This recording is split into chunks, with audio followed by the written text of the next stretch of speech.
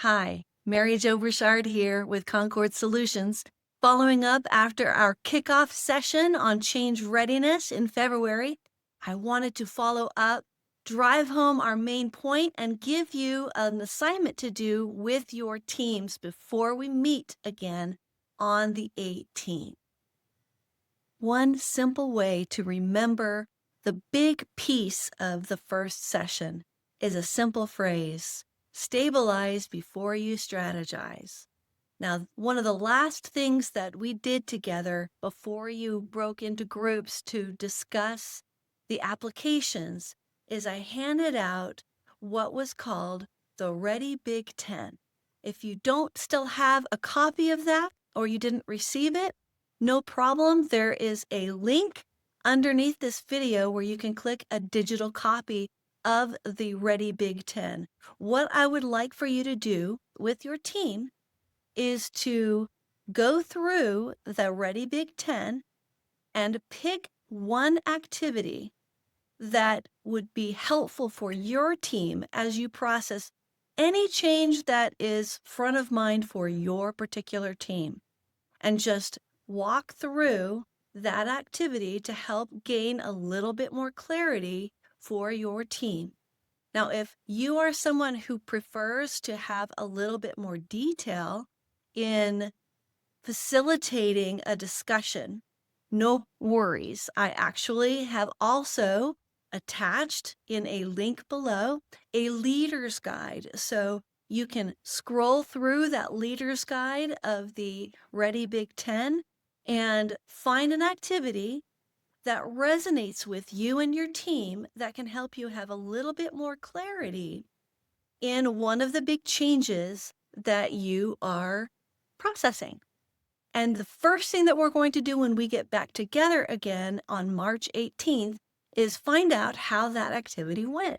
Now, if several of you are on the same team, I'm not going to dictate to you whether you all just count that one group activity. If you all agree on the activity that you'd like to do, and that's your activity, that's fine.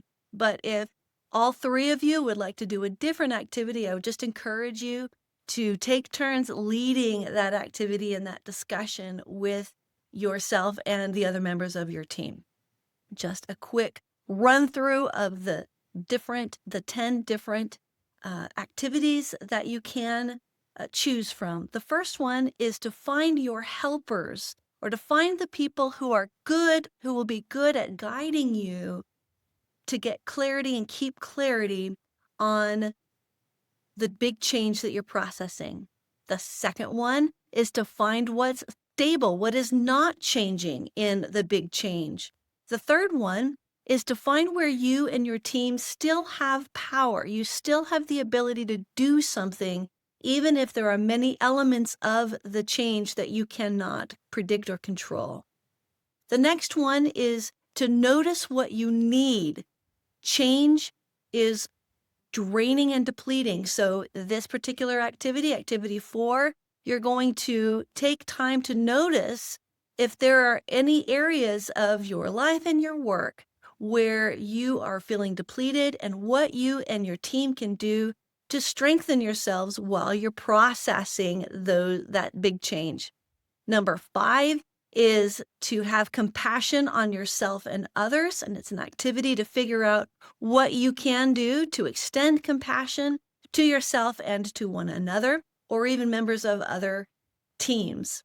The next one is to map out the before and after story of this evolving change that is affecting you and your team. The 7th one is to figure out the best question to ask right now.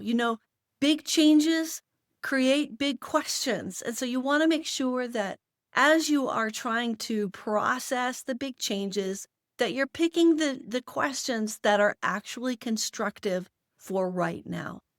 Number 8 is to stay curious and to look in the middle of the change that you are experiencing for new opportunities that didn't exist before that change was introduced.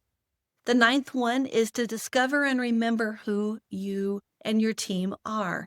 There are elements of you and your team that are timeless and will not be changing, And there are other elements of you and your team that evolve with the big changes that you're experiencing. So making a list of what is unchanging and what is continuing to evolve can be a helpful exercise. And the last one is to treat this big change not only as an end, but as a beginning. And how do you want this new chapter of the change to roll out? What do you want to make sure that you include in this chapter of your journey together? So those are the big exercises. You can pick one, at least one, to do, lead your team through, because the first thing that we're going to be doing together once we meet again on March 18th is to unpack how that activity went. All right. I will look forward to seeing you on March 18th. If you have any questions, my email is also located below, and I will see you in session 2.